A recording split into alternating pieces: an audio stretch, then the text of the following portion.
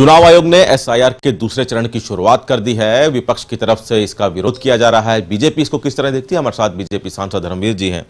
Sir, इससे पहले जब बिहार में एसआईआर शुरू हुआ था तो हमने देखा संसद में भी हंगामा हुआ था।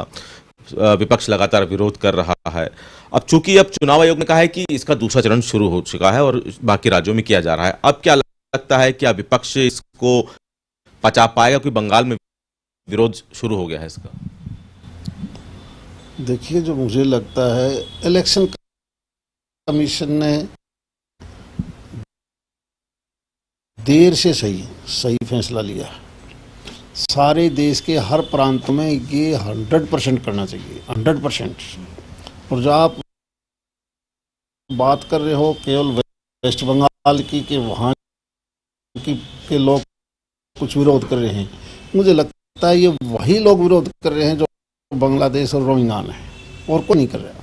सर, विरोध हमने संसद में भी देखा। जब आप चूंकि सांसद हैं, संसद सत्र चल रहा था, वहां पे एक भी दिन ऐसा नहीं हुआ जो कि संसद चली हो इसी एसआईआर को लेकर, जबकि वो सिर्फ एक राज्य में हो रही थी, अब कई राज्यों में होने जा रही। क्या आपको नहीं लगता बाकी जो देश हैं, बाकी जो राजनीतिक पार्टियां हैं, जो अन्य राज्य हैं, उनकी तरफ से विरोध शुरू हो जाएगा? क्या वो पार्टियां ये चाहती हैं कि बाहर का वोट डाले? किसी भी प्रदेश में, गांव में, विधानसभा में, लोकसभा में, ये बहुत अच्छा फैसला है इलेक्शन कमीशन का कि केवल असल मतदाता छूटे ना, और वो 100% पोलिंग भी करे। ये समय भी आ गया कि जिसका वोट है वो वोट डाले। विरोध क्यों कर रहे हैं ये? और क्या करें, और कोई उनका काम बचा नहीं। उनको पता है कि 2047 तक देश विकसित देश बनना है। उनको ये भी पता है कि ये बीजेपी बहुत लंबी चलेगी, और इस देश का 142 करोड़ जो जनसंख्या है, मतदाता है 100 करोड़ से ज्यादा,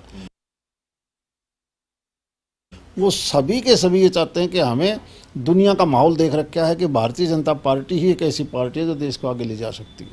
सर, एक सवाल, चूंकि बिहार चुनाव चल रहा है, तमाम लोग वहां पहुंच रहे हैं,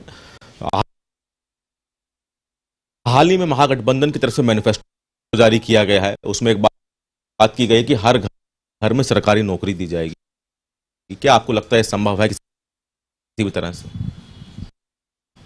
ये जो देर सवेर हर चुनाव के बाद, चुनाव से पहले जो घोषणा करते हैं, घोषणा लोग इनको पढ़ना छोड़ गया।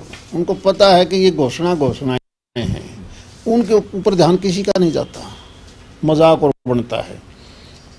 ईमानदारी से अगर है तो बीजेपी की तरह करिए, जो जिम्मेवारी ली है उस जिम्मेवारी को 100% तक उसको निभाएं। ये तो